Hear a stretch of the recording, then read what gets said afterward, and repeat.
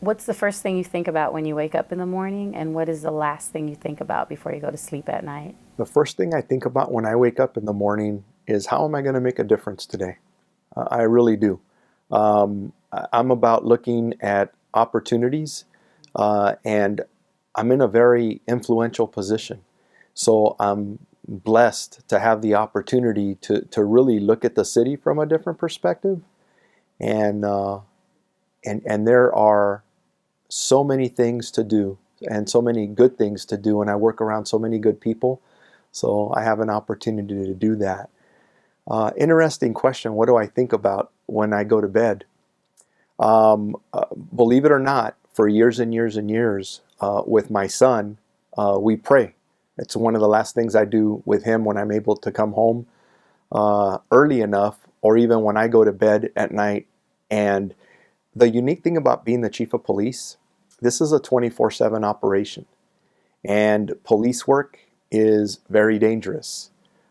So we always pray for our military folks that are servicing us across the world and allowing us to have the free country that we have. Firemen, and then most importantly for me personally is our policemen. I pray every night that they come home to their families because they're out as we're sleeping normal hours, right? You have people who are out there working graveyard hours or in black and whites. They're in the uniforms or responding to calls for service. And our employees do a great job, but people don't understand how dangerous the job is. So that's the last thing I think about before I go to bed. Why do you think you were chosen for the job this time around? I believe I was chosen because I'm the right person at the right time. I competed against some very good candidates, internal candidates to the police department, and that's a big tribute to Jim McDonnell, our former chief, now the current LA County Sheriff. And as people have asked me about this job, I don't think I've ever been as prepared for anything in my entire life.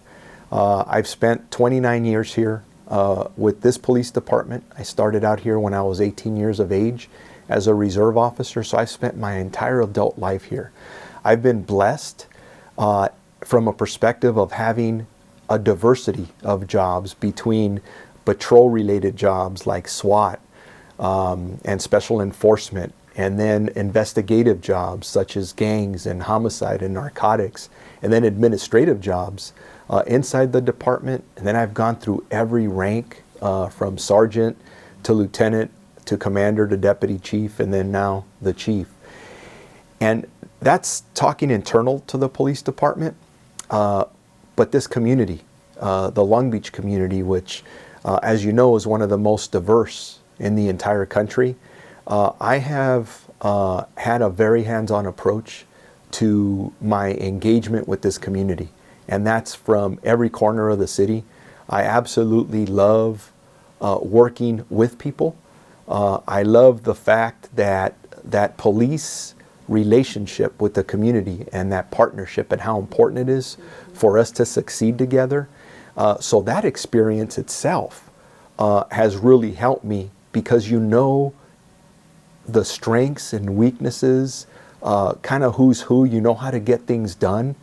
And when people ask about leadership, I truly believe that leadership's about relationships. And because I have a lot of relationships, it helps me to do the job of the chief of police here in a very effective manner. What's your perspective on the leadership that is involved in that? And I noticed that you had a book on your shelf, Leadership on the Line. Yeah, I have a lot of leadership books. Leadership's kind of a hobby of mine, and in order to be a good leader, you got to be a good follower. So some of the things I'll talk about is 29 years of experience here and working around what I believe around some of the best people in law enforcement. And that's not always people in leadership positions, although I've worked around some great ones. It's just the employees that I've worked around that have taught me so much about partnerships, community engagement, law enforcement. But all that, I tell you, is my leadership philosophy surrounds the core values that I am going to attempt to instill with our team in this police department. And it starts off with ethics. I think anytime you talk about leadership, you got to start talking about character and integrity. And in law enforcement, we have what we call our law enforcement code of ethics. And those are multiple paragraphs that talk about the way we treat people, the fact that we have to police in a constitutional manner, the fact that we are to be professional not only on duty, but off duty, because we're examples to everybody around us, and accountability, that we're accountable to our community, and we're accountable to ourselves, so we don't accept mediocrity. And that becomes very critical in the job that we have. So that's one part of it. The second part of it is the way we do work. And I like to call that from doing work in an intelligent manner. And that talks about looking at things in a focused and strategic way, using technology, doing things, being creative and innovative. And that's a big part of our employees, is the way you provide leadership to them, is allowing people to, for example, to make mistakes because they're willing to take risk in trying new things. And you always want people to take risk, to try new things, because that's how you help get so innovative and creative. So you're empowering your employees, you're encouraging them to do the best as always. And then the last portion I'll talk about, but it's not any least important than the others, is respect. And when we talk about respect, I talk about, it starts with me as a chief of police, and treating everybody who works here, from every one of our employees, whether you work the front desk, you're a maintenance assistant here, no matter what, we treat you with respect. And that would be from the chain of command all the way up, all the way through the entire organization. And in turn, I expect that each of our employees will treat our community members with absolute respect. Because if we're doing it to each other, then you do it out in the field or out in our community where you interact with people. And that's not always easy in police work. Police work is very difficult because typically when people dial 911, they're not calling us because things are good. They're calling us when things are going drastically wrong. Actually, usually when somebody's life is falling apart. So somebody comes in a uniform and they're trying to do everything right. They're trying to make sure everybody's safe, but doing it in a respectful manner. And if you think about it for a second, police officers sometimes are in a position where they have to take somebody's liberty away, meaning they go to jail.